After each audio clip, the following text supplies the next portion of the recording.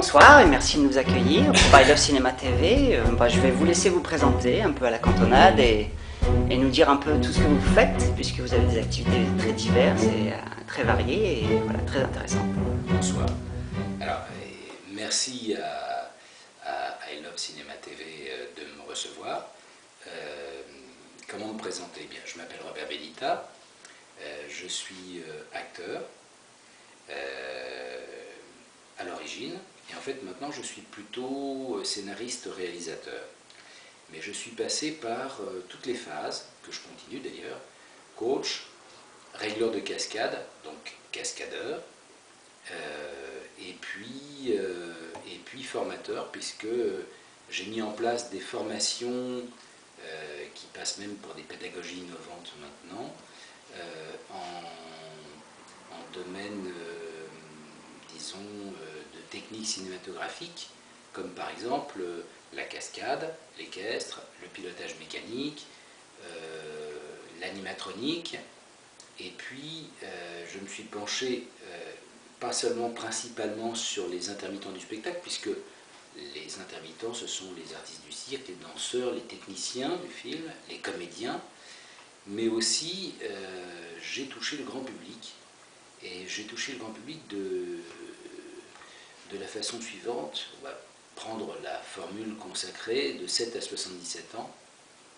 J'ai touché le grand public en écrivant des pédagogies qui s'adaptaient à l'idée de mettre en exergue la démystification de la violence au cinéma par la cascade et les effets spéciaux. Et donc, au lieu de mystifier et de se faire passer pour des héros, moi j'ai fait le contraire. J'ai expliqué que je n'étais pas un héros, que j'étais un technicien du film, qu'au cinéma, les morts se relèvent, que de comprendre les techniques cinématographiques, ça permet de comprendre qu'un adversaire, c'est un partenaire de travail, tout simplement. Que les blessures, c'est du maquillage d'effets spéciaux. Que tout est faux. Que les effets spéciaux eux-mêmes, c'est en fait que du bricolage. Mais du bricolage de génie. Voilà. Donc en fait, j'ai mis en place un process qui permettait aux jeunes d'éviter les dérives, de comprendre ce qu'il y avait derrière la réalité du cinéma, donc dans les coulisses. Et puis ça a apporté aussi un effet boomerang, c'est que j'ai pu me servir du cinéma comme d'un étai, comme un moyen, comme un levier pour essayer d'introduire de la citoyenneté, de l'éducation à l'image, mais de l'éducation tout court. Et puis montrer tous les effets par le sport que l'on doit faire pour faire de la cascade, par exemple de l'hygiène, de la sécurité, du respect de soi-même, du respect de l'autre, et puis des codes moraux, les codes de l'honneur, les codes du cinéma. Donc ça naît comment, ces choses-là? Enfin, quand on a envie de transmettre tout d'un coup, alors qu'au départ on est immergé dans un milieu comme celui de la cascade ou de la réalisation ou du cinéma, comment tout d'un coup on dit, allez, j'ai envie de faire voir ce qu'il y a derrière et d'inviter les gens à gratter un petit peu plus la surface des choses? Alors, ça vient essentiellement, je crois, de quelque chose qui ressemble à un facteur humain, et un sentiment de vouloir progresser.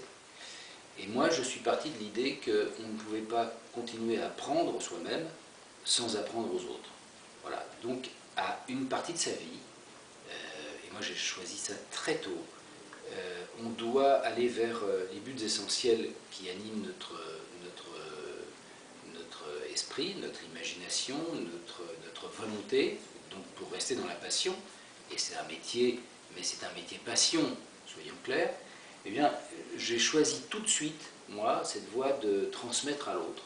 Et comme j'étais issu de la compétition, puisque j'étais compétiteur très tôt en lutte gréco-romaine, lutte libre, en boxe anglaise, en boxe française, et puis plus tard en boxe thaï, que j'étais compétiteur en karting, en stock car, pour moi, la cascade, c'était, je dirais, une continuité, une reconversion de sportif de haut niveau. Voilà. Sauf que j'ai continué à me faire plaisir et que j'y ai vu tous les effets. Les effets d'un côté, c'est-à-dire celui qui apprend, et quand j'ai voulu apprendre des autres, c'était très dur parce que je me suis heurté à un monde cruel, le monde des professionnels, le monde des gens qui n'acceptent pas les néophytes, les profanes. Donc moi j'ai voulu au contraire ouvrir les portes. Je me suis dit, voilà, si je veux continuer à apprendre, je peux apprendre moi-même des autres et je peux dans ce cas transmettre. Je l'ai transmis gratuitement, bénévolement, courageusement parce que ce n'était pas évident, et puis progressivement c'est devenu un métier. Et quand c'est devenu un métier, j'ai eu une espèce de reconnaissance. Et cette reconnaissance s'est manifestée probablement par les premiers réglages de cascade, d'une part, qui sont venus après le coaching, et puis aussi par je pense, l'idée que j'avais un discours qui était complètement différent de celui qu'on avait l'habitude d'entendre. Et je ne mettais pas des vétos, je ne stoppais pas les gens à la porte en disant non, c'est nos secrets. Voilà. J'ouvrais le débat et j'ouvrais les portes des secrets. C'est pas une question de dévoiler des secrets d'ailleurs, je crois, parce que c'est des secrets de magiciens, mais c'est une question de comprendre que si on apprend aux gens, et depuis 20 ans que je le fais maintenant avec l'AFDAS notamment, qui est un organisme mutualisateur qui apporte des fonds à la formation et qui collecte ces fonds pour les donner à des organismes de formation, donc à des organismes comme le mien. Et ça a permis de créer un engouement. Parce que si les cascades existaient, elles n'existaient pas, et les effets spéciaux non plus, au niveau où on les voit aujourd'hui. Et en dehors de l'influence des Américains pour les effets spéciaux, pour les cascades, il y a le public qui est intéressé, et le public français n'est pas laissé de côté. Il avait envie aussi. Et ce qui est drôle, c'est que si à l'époque, un réalisateur se disait « Oula, trop compliqué, trop cher », en même temps qu'un producteur, aujourd'hui, parce qu'on a mis en place ces stages, il y a tout un ensemble de gens qui ont été nos élèves, qui ont progressé et qui ont su, aux quatre coins de la France, dispenser tout ce qu'on leur avait appris. Du coup, il y a plus de demandes en cascade, en effets spéciaux, et on a répondu à la demande de l'engouement général, de l'engouement mondial de ce type d'effet. Et aujourd'hui, on peut dire que si les Américains sont très professionnels, s'il y a d'autres pays qui sont très avancés, on n'est pas du tout à la traîne. La France est un pays de gens qui sont, je dirais, débrouillards. Et que, avec toute cette stratégie de débrouillardise, du géotrouve-tout, du bricoleur de génie, on a réussi à mettre en place les mêmes effets que partout dans le monde. Et on n'a pas à rougir, parce que la Silicon Valley des effets spéciaux ne fait pas mieux que nous. Et aujourd'hui, beaucoup de spécialistes, notamment en images d'effets spéciaux, mais en images virtuelles, j'entends, sont partis dans les pays qui les demandaient, et notamment aux États-Unis, pour faire les plus grands films.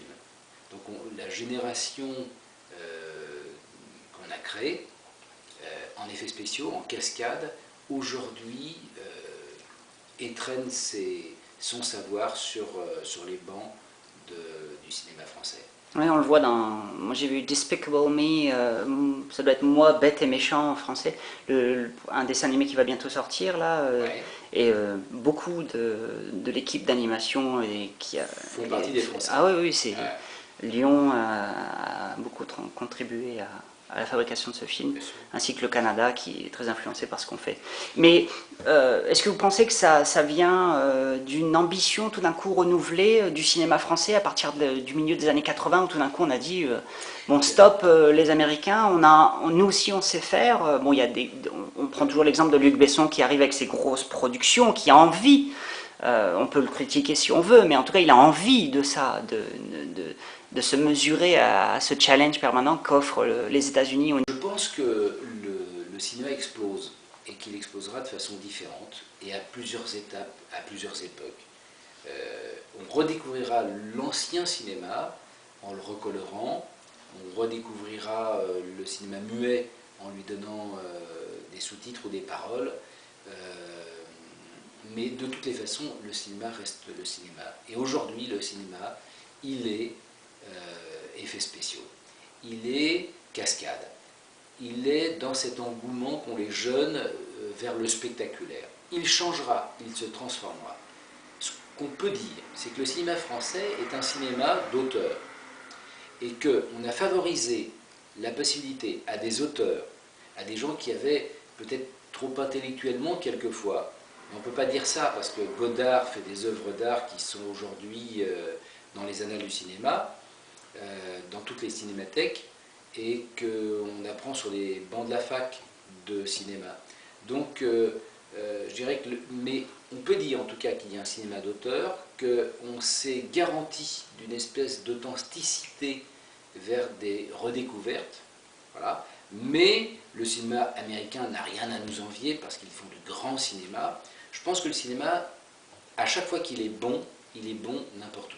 Que ce soit en Espagne, on le voit là récemment, que ce soit en Italie, on l'a vu dans les années 60, que ce soit aujourd'hui dans le cinéma français, parce qu'on rivalise avec beaucoup, et que ce soit avec le cinéma québécois, qui est génial, qui nous apporte leur culture. Ce sont des anciens Français, il faut le savoir, et nous on est restés dans leur esprit des maudits Français. Mais il y a une connivence, et moi j'en veux pour exemple, qu'il y a beaucoup de coproductions qui se font actuellement. Pas seulement parce que c'est moins cher de tourner au Québec, mais parce qu'il y a la langue, mais aussi parce qu'ils sont entre le cinéma professionnel américain et le cinéma intuitif, inventif, instinctif français et intellectuel, pourquoi pas, qui est pas seulement un cinéma basé sur de l'action, de l'image virtuelle et quelque chose finalement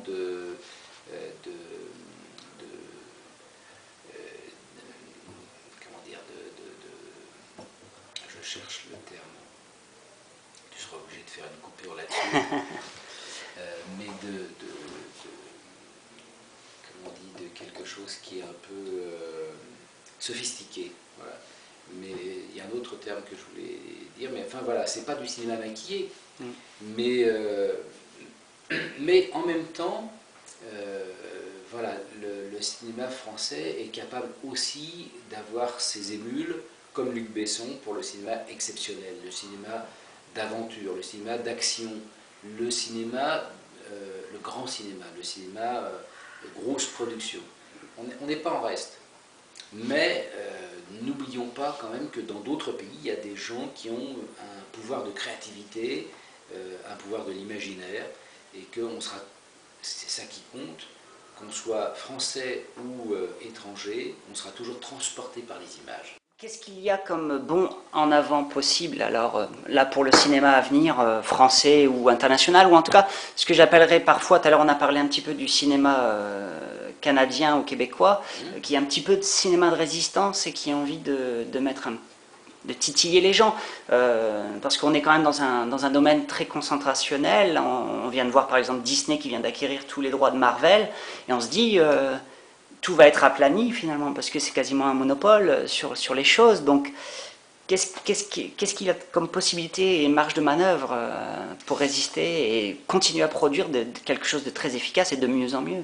Alors ce qu'il y a d'exceptionnel et d'intéressant, c'est que on voit qu'au Canada, il y a des possibilités de tourner. Bon, ça c'est clair. On voit qu'eux-mêmes tournent. Et on voit qu'eux vendent leur production, voire des coproductions, à la France. Et que le public, qui il y a 10 ans n'était pas capable de recevoir ce type d'image, avec ce type d'accent, aujourd'hui en raffole. Canal+ a racheté les droits d'un type qui faisait tête à claque, une espèce de mi-dessin animé, mi-tournage, reportage, en fait, c'était destiné à des copains. Il a vendu ça devant le succès exceptionnel que ça a créé. Donc il y a un vrai talent. Partout, le talent, il est universel. Il n'est pas que français, il n'est pas que américain. Qu'est-ce qu'on peut attendre du cinéma futur? Plein de choses. Il se présente à nous des tas d'opportunités. Mais regardons d'abord, avant de voir le futur, le passé. Je me rappelle il y a 10 ans, quand on a commencé avec l'image numérique. C'était la querelle des anciens et des modernes. Tous les gens qui avaient tourné et qui étaient techniciens en argentique ne voulaient pas entendre parler du cinéma numérique. Et de toute façon, ils avaient quelque part une part de raison dans le fait qu'on ne pouvait pas, à ce jour, il y a 10 ans, faire correspondre des images numériques avec des images argentiques. Il y avait un monde, un univers impitoyable de qualité entre les deux. Mais aujourd'hui, beaucoup de laboratoires argentiques sont en train de tomber. On est en train d'être en phase de plus en plus avec le numérique, parce que si c'est pas vrai que c'est encore à moindre coût, ça diminue les coûts et les possibilités, ça augmente les possibilités pour des jeunes réalisateurs qui n'ont pas pour vocation de faire des images, pas seulement au grand public, mais surtout des images qui seraient d'ordre de films à sensation, mais qui veulent faire des films intimistes. Voilà. Ça laisse des possibilités de portes ouvertes à des gens qui sont jeunes réalisateurs, jeunes auteurs. Et puis des petites productions. Ça veut dire que ça ne condamne pas les productions indépendantes. Et on a vu cette évolution. Aujourd'hui, les anciens d'hier ne peuvent plus dire que l'image numérique n'est pas en train de planter l'image argentique. Ils peuvent seulement dire qu'il y a un essai de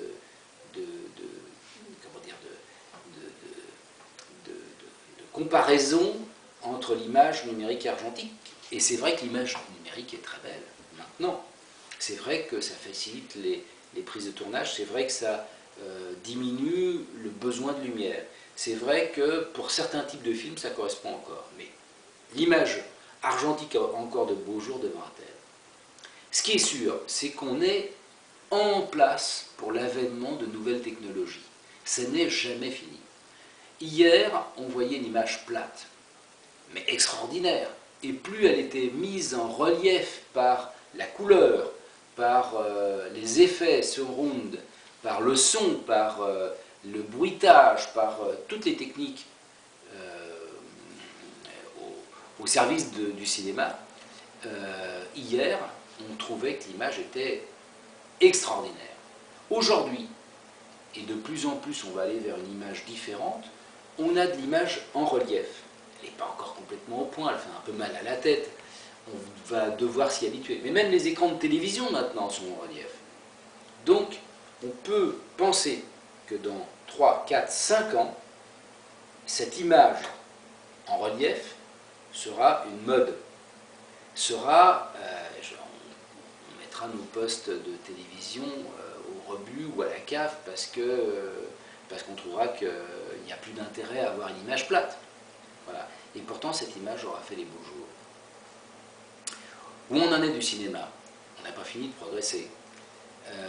L'image numérique d'hier, l'image virtuelle, les effets spéciaux numériques, pas mécaniques, numériques, qui faisaient qu'on arrivait à faire le premier Jurassic Park, eh bien, nécessitait par exemple d'avoir des engins pilotés avec de l'animatronique, des animaux qui bougeaient avec des câbles, avec des émetteurs récepteurs, avec de l'hydraulique, avec du pneumatique, avec tout un ensemble de techniques.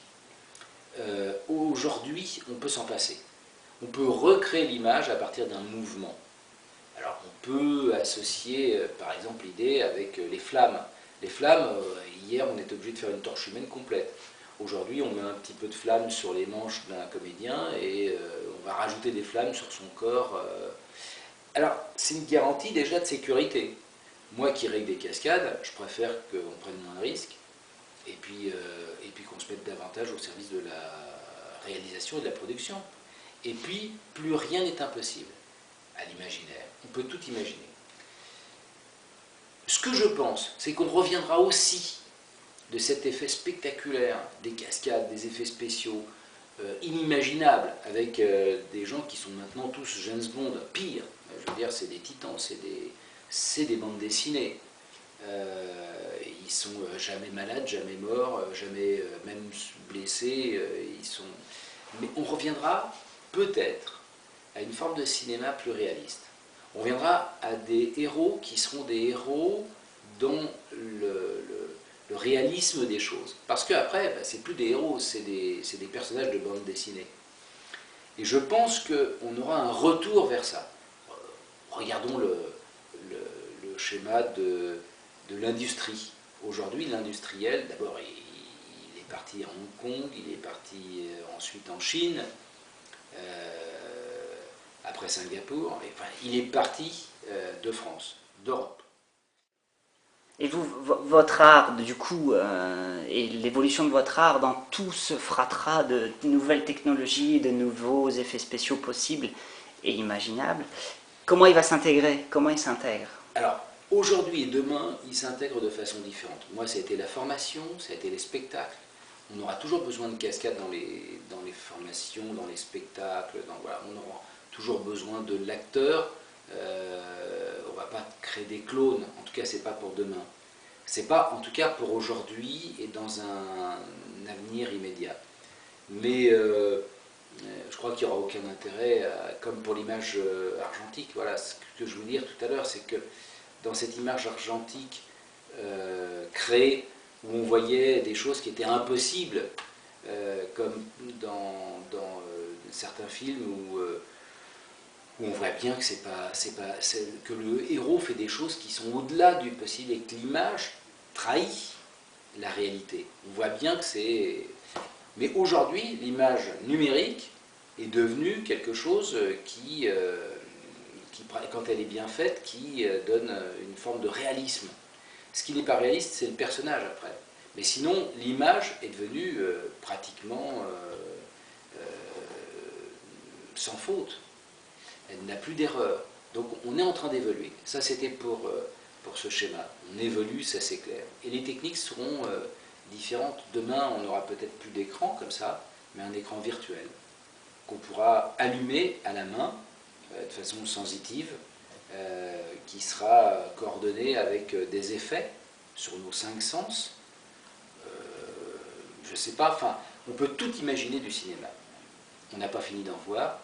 Ce qui compte, c'est que, et ce qu'il faut comprendre, parce que souvent on me pose la question, mais alors vous connaissez tout, des effets spéciaux, vous connaissez, d'abord je ne connais pas tout, vous voyez bien comment ça se passe, donc quand vous voyez un film, bah, ça enlève une partie de la magie, et vous ne voyez plus le film que sur un plan professionnel. Ben, c'est pas vrai. Moi, quand je me mets devant un écran, je redeviens un spectateur et je redeviens un enfant. Et il n'y a plus qu'une chose qui travaille, c'est mon imaginaire. Je suis porté par le film et je redeviens un enfant, un néophyte, un profane. Et je suis enthousiasmé par l'image que je vois. Alors je peux ne pas aimer le film, encore que moi je sois très bon public. Mais une chose est certaine, c'est que comme un psychiatre qui réagit devant des gens qu'il ne connaît pas et qu'on confronte à des gens qu'il connaît, eh bien, il oublie complètement tout ce qui fait sa formation et quand il est face à d'autres gens, il redevient normal parce qu'il oublie tout. Parce qu'on est dans des rapports humains, parce qu'on est dans notre imaginaire et notre véritable sens du monde. Vous avez réalisé un court-métrage qui s'appelle Le Rêve. Vous avez été confronté à beaucoup de problèmes auxquels vous n'aviez pas pensé quand vous étiez d'un autre côté de la barrière? Oui, que des problèmes. D'abord, j'ai fait confiance à un directeur de production. Il a fallu que je refasse tout le travail qu'il n'avait pas fait. Ensuite, voilà, donc, dans ce métier, il y a des gens qui se baladent qui ne sont pas que professionnels, ça c'est clair. Surtout à l'étape d'un court-métrage, il faut faire très attention. La deuxième chose, c'est que j'ai été confronté à une grève des intermittents pendant mon tournage, donc qui n'avait rien à voir avec moi, ni avec mon tournage, mais donc ça a fait une espèce de petite relâche pendant 2 jours sur le film. Mais globalement, ça s'est très bien passé. J'ai été confronté à plein de difficultés, mais que je m'étais créé. J'avais voulu me mettre un petit peu au défi. Et l'idée, c'était que je faisais un peu tout. Alors j'avais une équipe, j'ai après eu des professionnels, j'étais entouré. Mais malgré tout, je me suis occupé, et tout a résidé dans ma production. J'ai fait l'écriture, la réalisation, la production, la post-production. J'ai fait les décors, les repérages, voilà, les effets spéciaux. Enfin, j'ai participé à toute l'élaboration du film et j'en ai fait un making-of. Et ce qui est intéressant, au-delà de tout ça, c'est que j'en ai tiré une conclusion. Pour moi, c'était important de me dire, je suis capable de faire. Voilà. Je sais aujourd'hui que je suis capable de le faire à une plus grande échelle. Mais je dois avouer qu'il a fallu que je remette peut-être un péché d'orgueil ou de vanité dans ma poche et que je me dise que finalement, c'est vrai que c'est quand même un grand métier et que c'est un vrai métier. On ne s'improvise pas producteur, qu'on ne s'improvise pas réalisateur, qu'il faut quand même un bagage, mais ce bagage peut être fait que de sa propre expérience et de son envie, de son engouement, de sa volonté et de sa passion. Voilà. Donc moi j'encourage ceux qui ont envie de faire quelque chose, s'ils ne le font qu'une fois, à compte d'auteur, et pour très peu de spectateurs, de le faire parce que réaliser une œuvre, c'est un grand moment de la vie. Mais vous avez d'autres projets du coup quand même là en réalisation? J'ai 4 longs métrages qui doivent passer à l'écriture et j'ai un projet de one-man show. Donc loin de l'image, encore qu'on pourra faire une captation, mais sympathique quand même. D'accord.